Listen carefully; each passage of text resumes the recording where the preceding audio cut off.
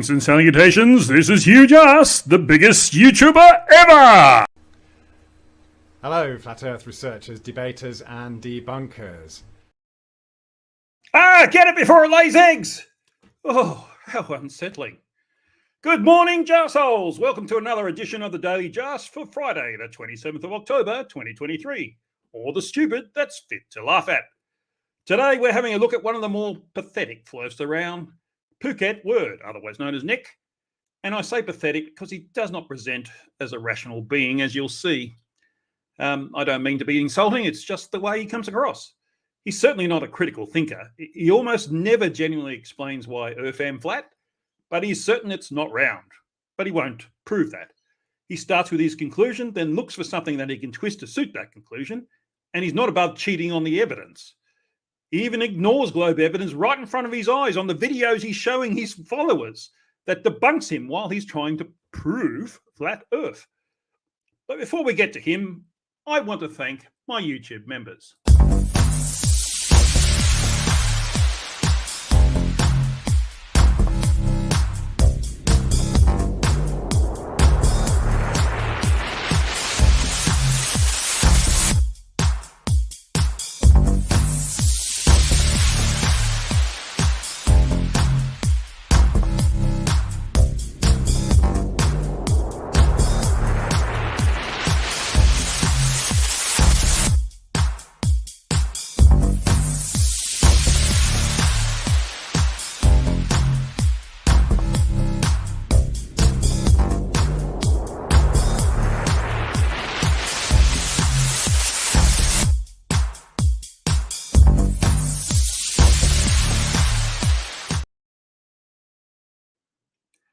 All right, I have 3 videos from his channel, which, believe me, will be enough. Yes, his channel is a cornucopia of derp. There's just so many things to choose from. But I picked 3. I'm sure I'll do Nick again at some point. Let's have a look at this first one.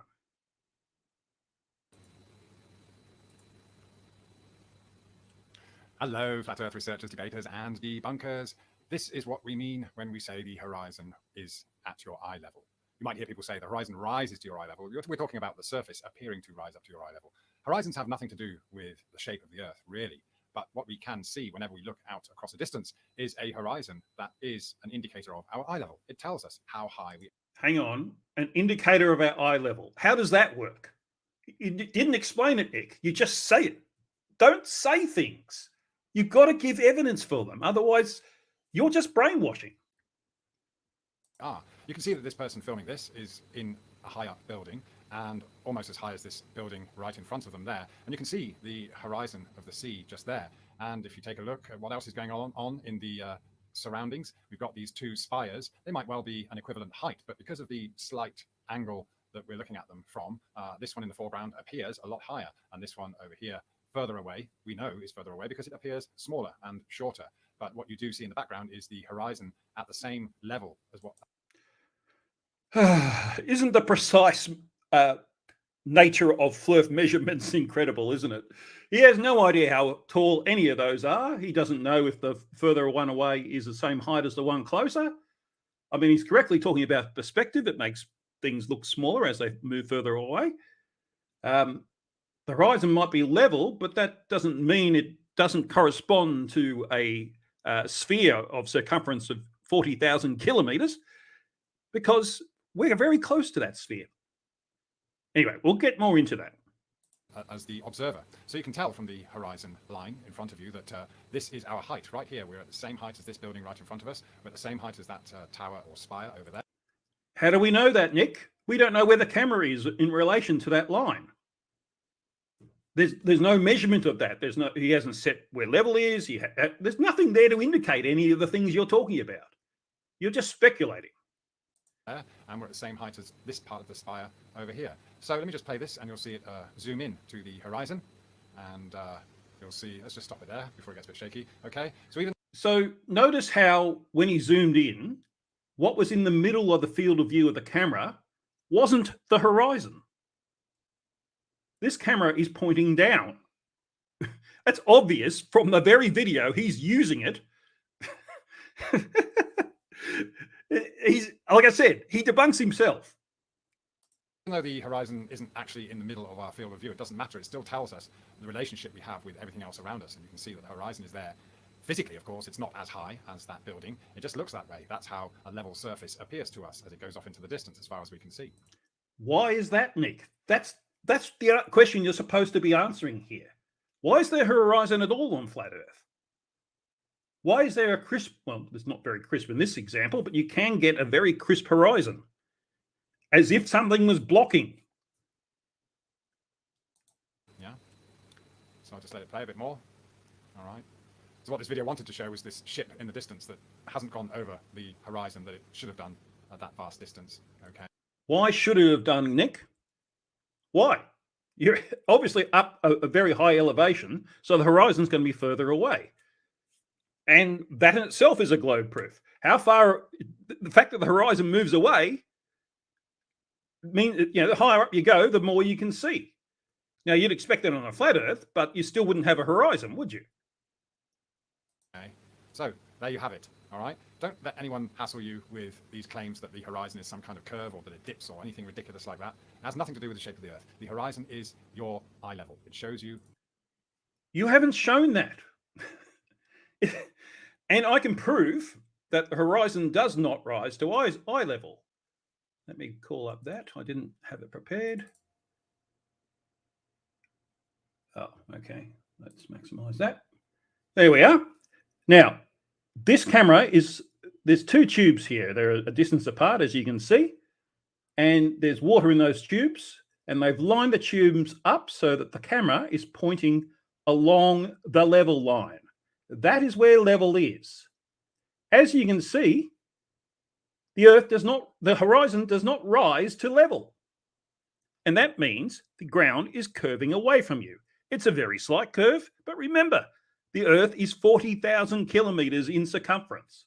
You wouldn't expect a big curve to be visible to us, tiny little ants on the surface of it.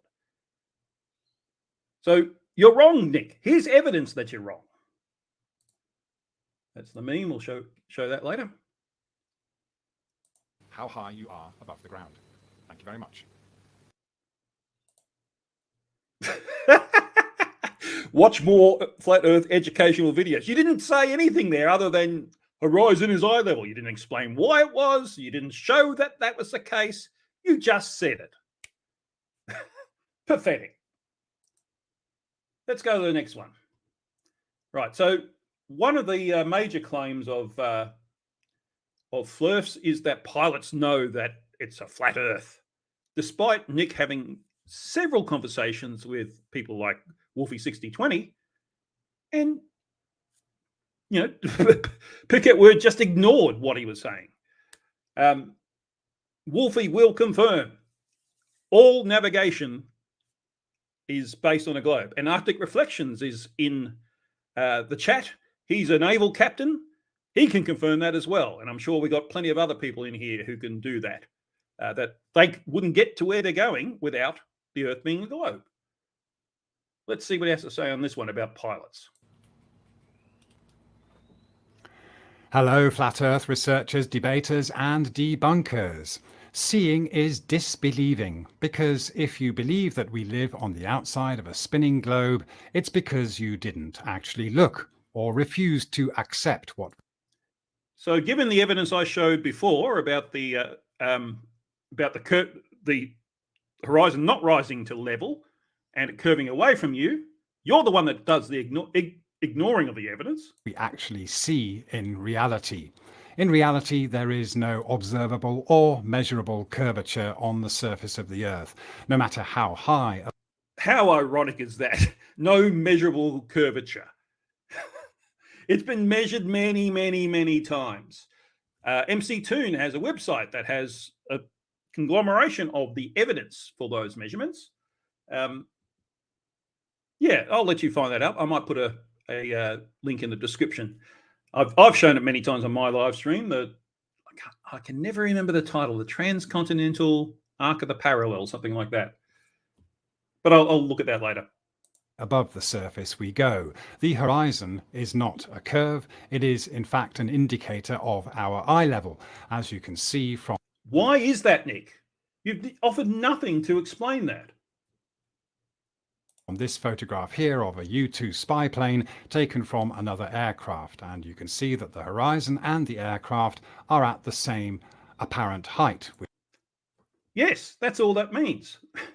That the horizon, the plane, and the cameraman are all lined up. That's all that means. Which is the photographer's eye level. And if we hop into the cockpit. Well, where's the evidence that it's the photographer's eye level? I showed you evidence in my in the water tubes thing, because that measures where the level is. You haven't shown that here. Cockpit of the U-2 spy plane, which can reach altitudes of up to 70,000 feet, even flying above the clouds. We see in the background a level and eye level horizon that is just below the pilot's actual eye level, but it is the eye level of the camera. So it's still below the level of eye level. Again, debunking yourself. And if this is meant to be the horizon, I'm not quite sure it is, because it looks to me like cloud cover, so that's not really a reliable way of doing it. It looks higher here than it does over here. In fact, he's flying upside down, isn't he? I just noticed, because that's the Earth. So again, I'm seeing a curve. That distance there is much greater than that distance there between the wing and, well, the ailerons and ailerons, is that the term? And the apparent horizon, which is where the clouds stop, I guess, and the blue starts.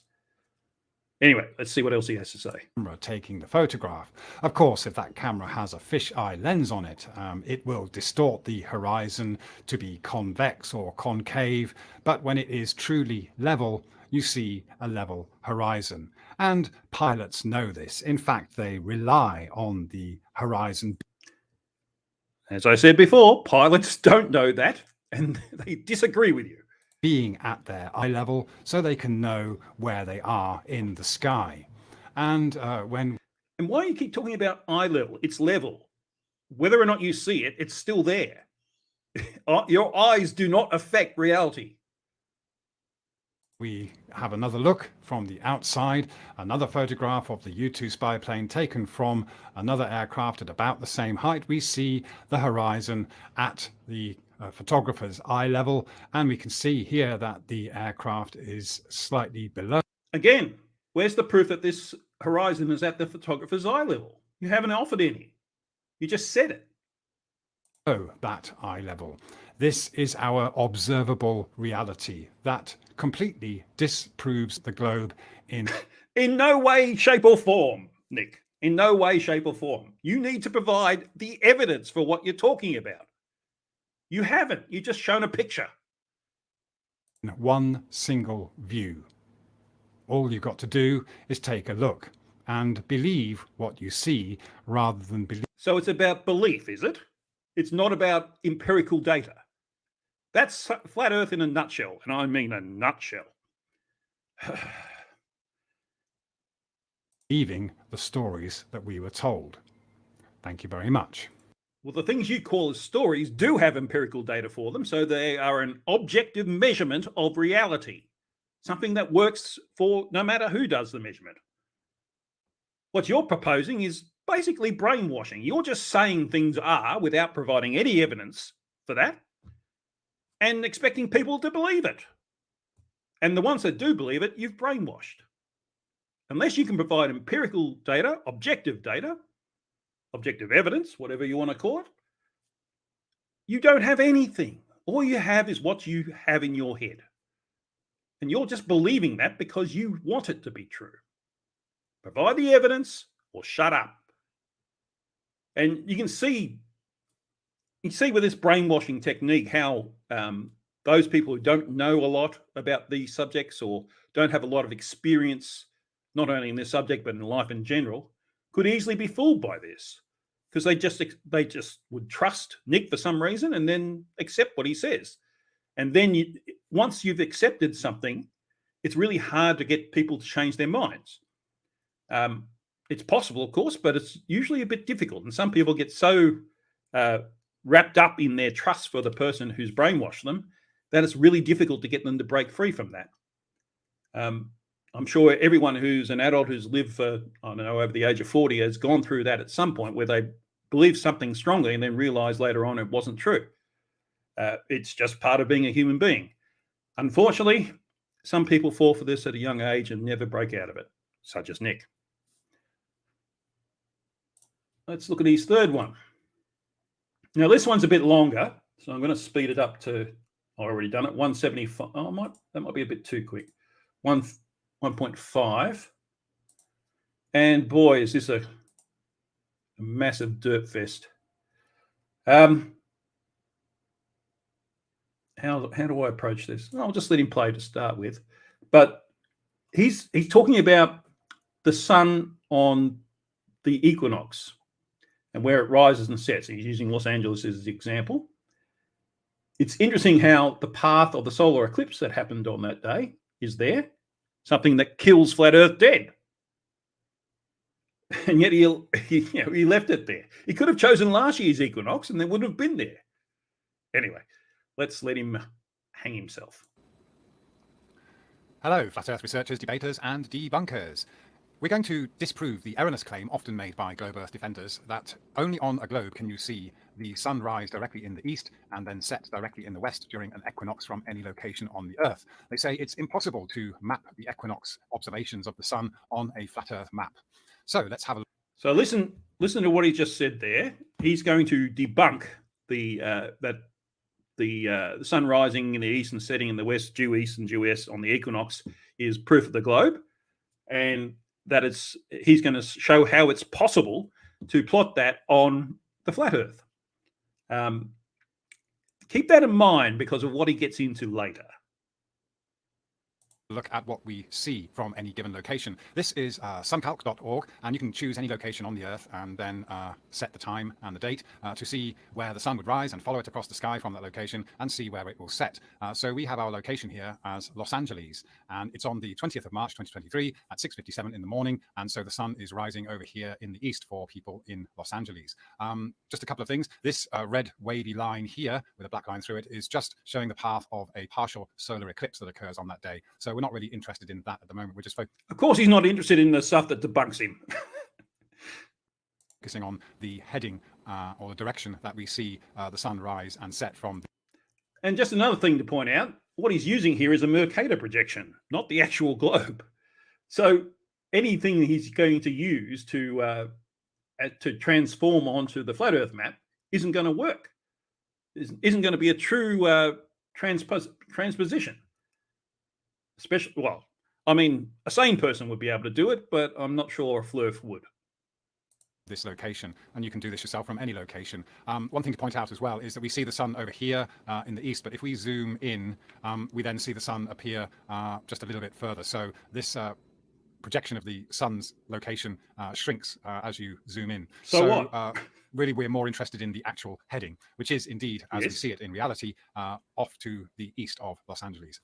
So take note of the location anyway, bearing in mind that this is a Mercator projection. So we'll see how that is different. And you know, I'm sure by now that the arrangement of the countries and the continents will appear very different in relation to each other, depending on what kind of projection you're looking at.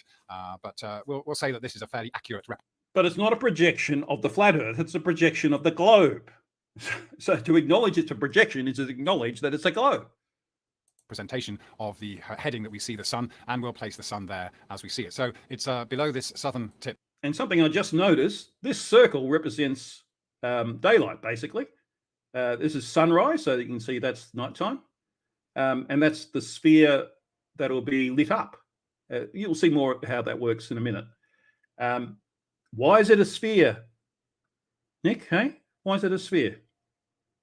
Of Greenland here, and almost between that eastern edge of Canada and South America here, and further off to the east you'll see the southern tip of Spain, where it joins the northern part of Africa there. And as we go through the day, we'll see that the sun would come to this point at about 10:30 in the morning, and that's when we would see it cross this path of where we would see the partial solar eclipse. But then we go on and we'll go to solar noon, which is basically directly south. Okay, so the sun is at its zenith for anyone in Los Angeles. Basically, it's solar noon, but it's 1 o'clock by the clocks in Los Angeles. And then it goes off over there to the west and sets at about 7 p.m. 12 hours later, pretty much, in the west, directly west of Los Angeles. So, of Did you see how the shadow of the night came across? And it's lighting up half the Earth at the same time. That's what an equinox means, of course. course, that's why it's called the equinox, is because we get an equal amount of sunlight and nighttime. Actually, I should rephrase that. It's always half the Earth, but in a north-south line is what I meant. So the day is evenly split between pretty much 12 hours each, and this is when you get this the sun rising directly in the east and setting directly in the west. On other days throughout the seasons, this will change. You'll see from different directions that are not directly in line with east and west. But that's why the equinox is often used, because this is the one time when it kind of appears to be the same for everyone on the Earth. All right. So we'll take this information where we see the sun rising and setting, and we'll put it onto a more familiar flat Earth map. So first up, let's be really clear. It's actually... Now, before he says this, remember he just said, we'll put it on a more familiar flat Earth map. Just go back a little bit. So first up, let's be really clear. It's actually a mistake to say that this is a flat Earth map. It's nothing of the sort. It's just an azimuthal projection from the North Pole. And that's correct. So what is the real flat Earth map, and why didn't you use it? I thought you were supposed to be debunking that you can't have the equinox shown on a flat Earth map, and yet you're using something you're saying isn't a flat Earth map. Make up your mind, Nick. And so there isn't an ice wall, as may be assumed by many. Did you hear that? A Flirth admits that there is no ice wall. But it's actually a consequence of having this azimuth point at the North Pole. So anywhere from there outwardly is going to be pointing towards the south. And as far as that goes, this works fine if you want to illustrate where the sun or the moon or the stars and the planets are throughout the year at any given time or in the seasons. This is fine. You can easily create a nice 24-hour clock out of this, because it's using the same time zones and the same northern azimuth as is used for the northern hemisphere of the globe. The only difference really is that the distance to the equator has been used for the northern hemisphere, or basically the projection from the North Pole goes as far as the equator, and then for an equal distance from the equator to another azimuth projection is created. So you have two azimuth projections that are put together to give us this globe illustration. I don't understand what he means by two put together. The point of an azimuthal equidistant map is that from whatever point you start with and whatever direction you go, because that's what azimuth means, the distance between that and along the lines of longitude will be correct. So this is a projection of the globe. So the distance between Darwin here and Adelaide, which is roughly Adelaide, that would be correct. But that means you distort in the southern hemisphere east-west, and in the northern hemisphere you compress it east-west. Russia is a lot small, nowhere near as small as that in relation to Australia. In fact, Russia, I think, is 3 times the size of Australia. So he's missing the point. But it certainly doesn't mean that the Earth is actually shaped like that, just as this projection doesn't mean that the Earth has an ice wall around it. Okay. So provide the evidence of how it actually is shaped. If it isn't a globe and it isn't this, what is it? Okay, so the mistake is that this azimuth point isn't moved to where someone is making an observation. Now, anyone that is a navigator will know that whenever you are navigating, or even if you're lost, you're going to try and work out where you are based on celestial navigation if you need to, and the time of day it is, or the time of night. So then you might use Polaris. But basically, your headings or your cardinal directions are going to be local. So your azimuth is always where you are, not in the North Pole or anywhere else that you are not. Your azimuth is where you are. So when using this projection, now, I'm not a professional navigator like Arctic Reflections is, or Wolfie 6020 is, but that to me is not what an azimuth is. There is no such thing as an azimuthal point. There's a point from where you make your observation. But if I show you this definition, where's my cursor? There it is. The azimuth is the angle between north, measured clockwise around the observer's horizon, and a celestial body. Determines the direction of the celestial body. For example, the celestial body due north has an azimuth of 0, 1 due east 90, 1 due south 180, 1 due west 270. And this diagram here, I'll make it bigger. So see, that's where you are. That's your observing point. Straight above you is the zenith. A lot of flirts get that wrong. If you look north, the angle between, if your thing's over here, the angle between north clockwise, That's your azimuthal angle. Now, Arctic, can you confirm that you don't call this point here where you're observing the azimuth? Because that's what Nick's basically doing. And it just demonstrates he doesn't fully understand what he's talking about. And yes, that shouldn't be a surprise to anyone. Let's get back to this. With an azimuth based on the North Pole, and then talking about... I just want to point that Arctic has said that I'm correct. So he's talking about an azimuthal point. That's wrong. It doesn't exist. Making an observation from somewhere like Los Angeles, for example. We get this misalignment of the cardinal directions. So the cardinal directions are always local to you, okay? So as these projections, whatever they are, whatever shape they take, the cardinal directions are always local to you. Well, in the sense of navigation, yes, if you want to head east, you head east from where you are. It's not much more. You can't really do much else. But east is east. East is defined as perpendicular to north. The fact that he even said that is just amazing. Still pointed towards the North Pole. Then, of course, we have the south going in the opposite direction and west and east perpendicular to that. So if I bring up the... And that makes sense if, for very local point of view, but this point in South America is not east of Los Angeles. On this map, the east point is here. So, as he said earlier, south of Greenland. Well, it's any point along that curve, really. That's east, and west is the other direction. So I think he's going to get things a bit confused somehow. Screenshot of the sun calc illustration that shows the sun on the equinox in March, and I put the sun in those same locations with those times that we saw on sun calc on this particular projection. We can see that the sun at 7 a.m. for people in Los Angeles is nowhere near being aligned with their local east.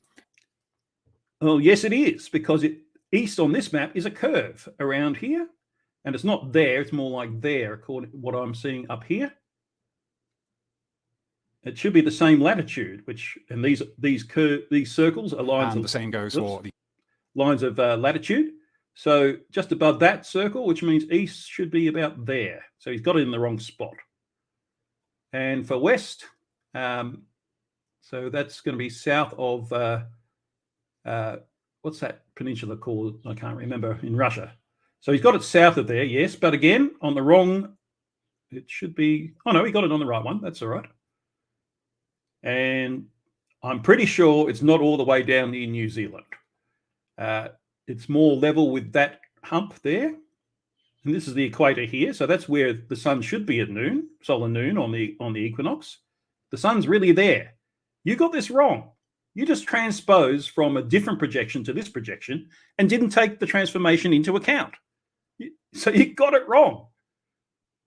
The evening at 7 p.m. when the sun is setting for them, and it's very far away from their local west. But this is just a consequence of the azimuthal projection still being here at the North Pole. When we are located in Los Angeles, our azimuth should be in Los Angeles. And when we do that, the alignment changes and you get something that is more fitting with reality. So let's take a look at how that works.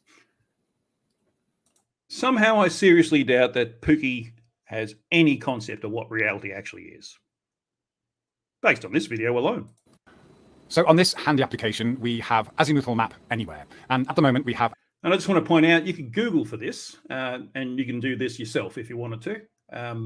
So it's pretty easy to prove it to yourself.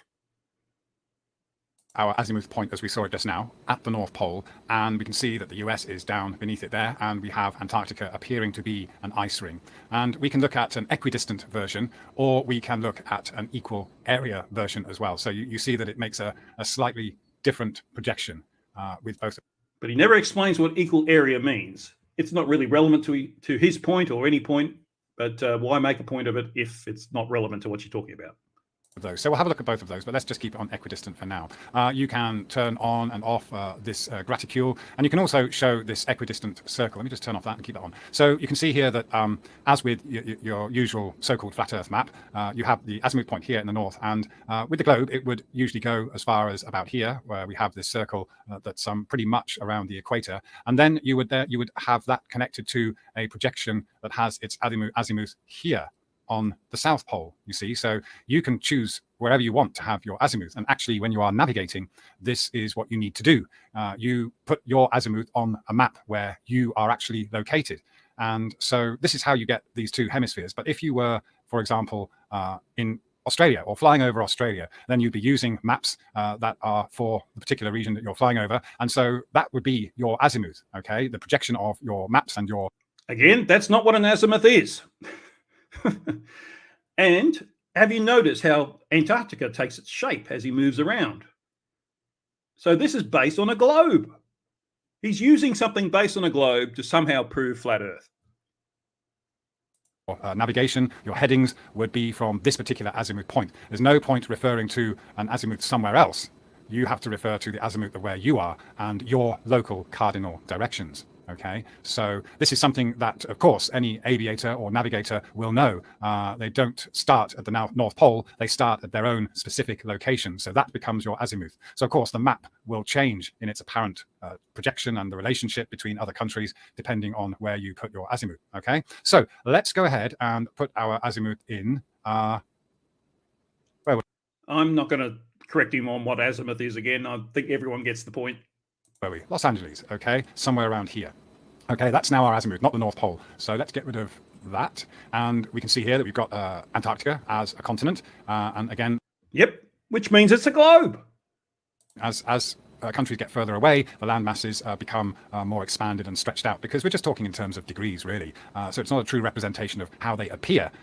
It's just a projection from this particular point. All right, so what we'll do is then we'll transfer this onto an image where we can overlay the sun at different times in the day. And again, just to show you that there is a difference slightly with the equal distance projection. And so this is the correct... Equal area, he means. And why is that? Because it's a globe again. It wouldn't have needed to shrink if it was flat Earth, would it? Correct way, the way that you would navigate around the Earth to actually say where you are located and what you should see in what direction from that specific location. Your azimuth is always where you are at any given time. So I've taken a screenshot of that equidistant projection with the azimuth on Los Angeles. You can... This bit's going to be funny. I remember when I went through where the sun angle was on the AE map, and he compared it to his original map on the Mercator projection. So we'll do the same here. He's not going to compare them, unfortunately, so I'm going to have to remind you where it was, but it should be pretty easy. You can see across there, but I'll just highlight it with that yellow spot. So you can see that now Antarctica is a continent south of America there, and we've got the North... Which means it's based on a globe. Pole up here, and these other land masses off to the east and west. So let's go ahead and put in the cardinal directions. Remember that they're always going to be local, because north is always going to be pointing at the North Pole. So the orientation of east and west will change. And of course, the way you project your map will also affect the change in that orientation as well. So we've got this map with this vertical north-south alignment and east and west, as is usually quite familiar. All right. And so let's put the suns there, and we'll put the times. So let's have a look. First of all, it's got to match the latitude, and going east along the latitude of Los Angeles, that's where it should be.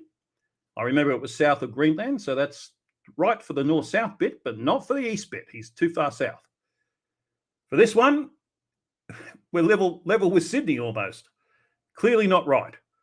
It has to be on the equator, which is up level with New Guinea, so it's about there. That's where it's supposed to be on this map.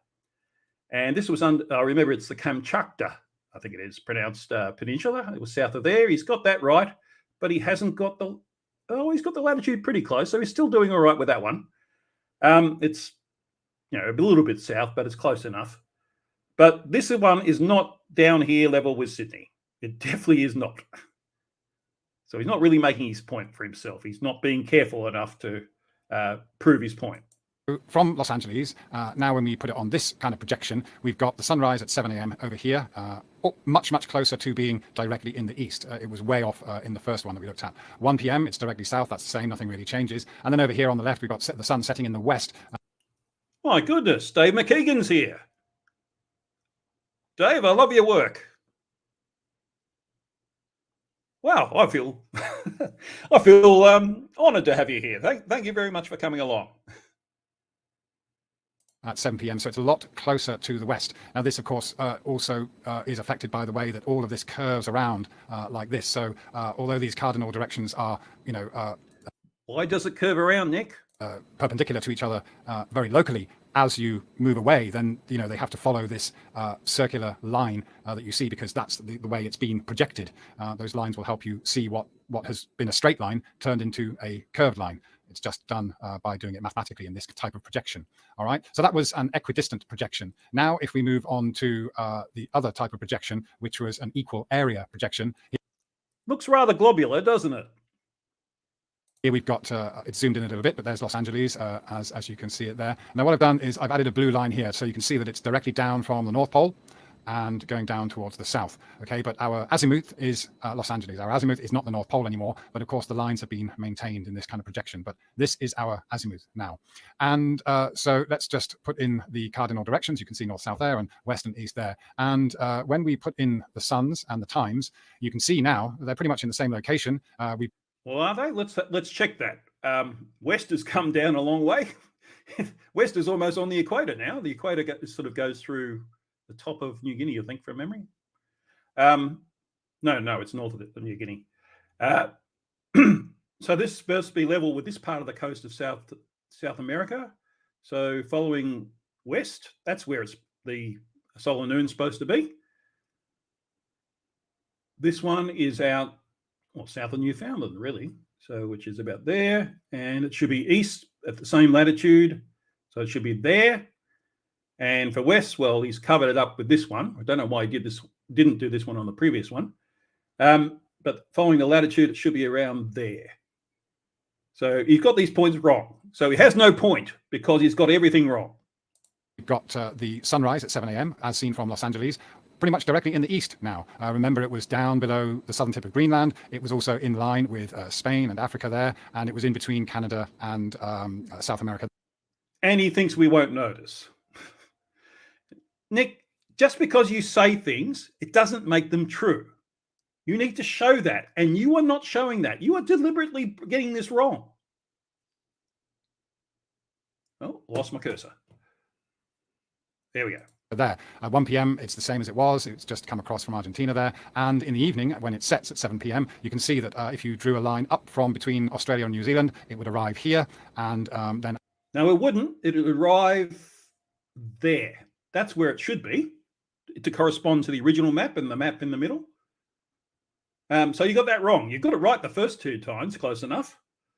And this one, the sun is not going to be down here in New Zealand at the equinox. By definition, it's over the equator, which is around here. That's where it should be. So you don't have a point at all if this is your evidence for your point. As it carries on around, it's much closer to Japan here.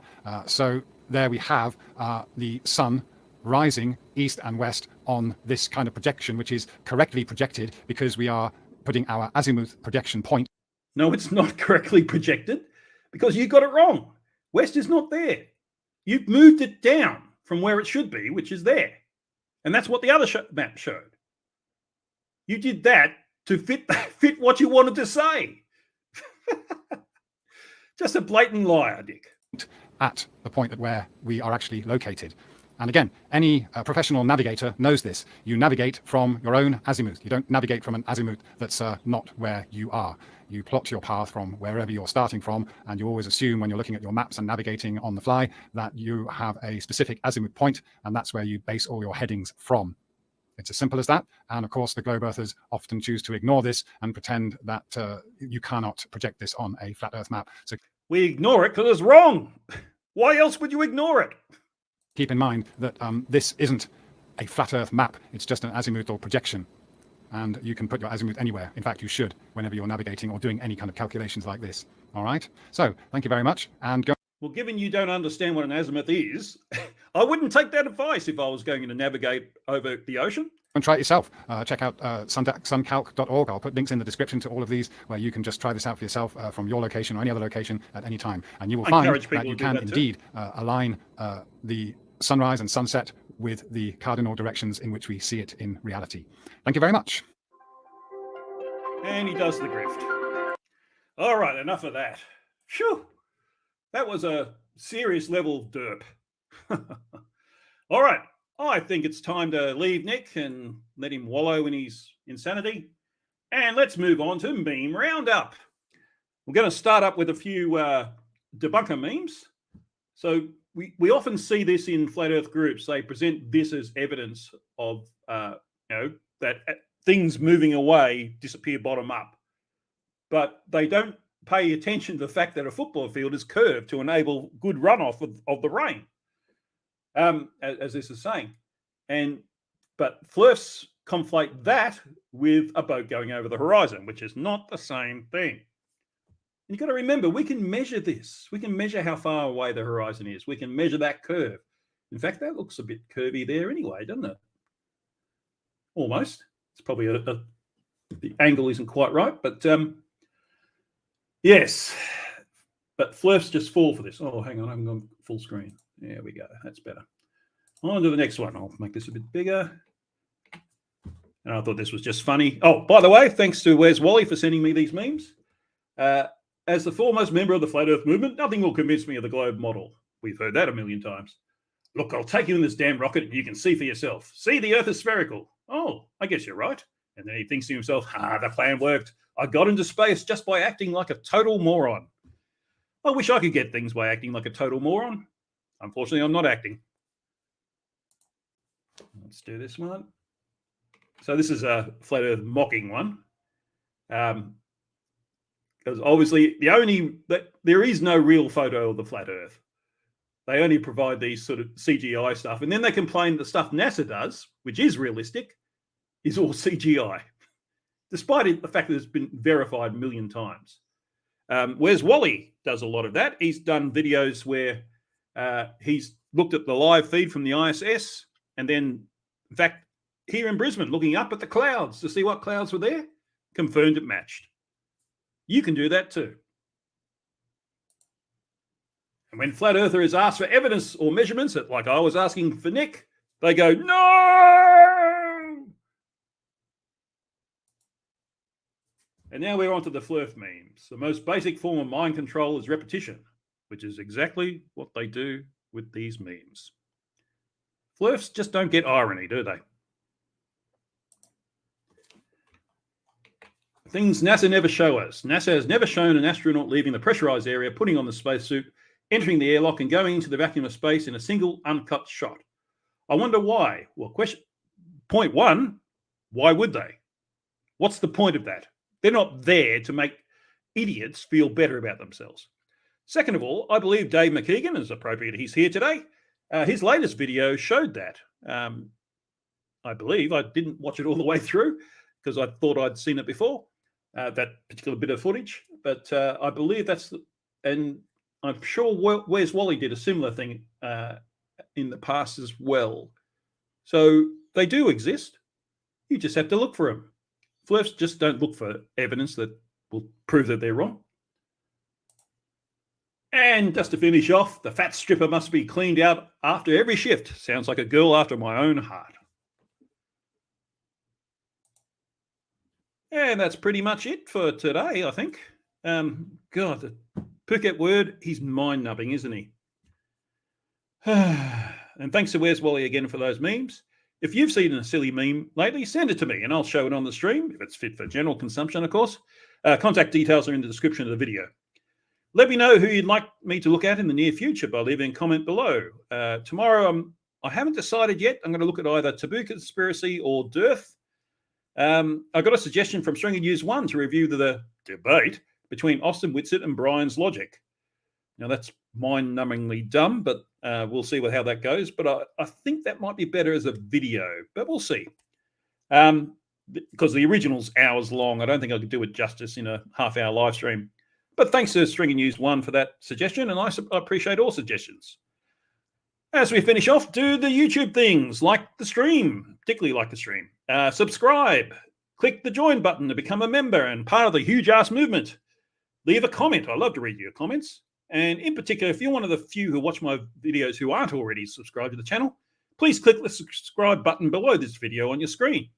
It doesn't cost anything and will help you get notifications of when I put out content, if YouTube plays ball. And if you've subscribed, keep an eye on my community tab. I'll be putting up some polls soon to get some feedback. And I think that just about does. There's nothing left to do but cue the corgi.